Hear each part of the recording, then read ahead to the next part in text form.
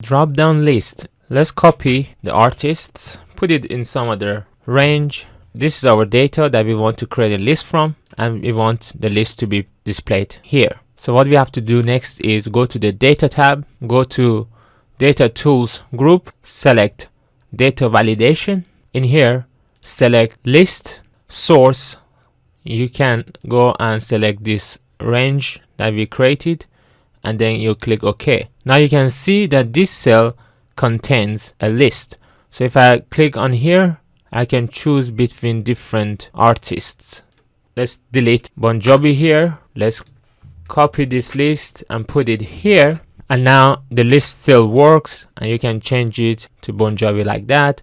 And if you try to enter anything else, let's say you don't know the spelling of Beatles, and you press enter, it would know that you have entered the wrong spelling because it doesn't match what's there in our list.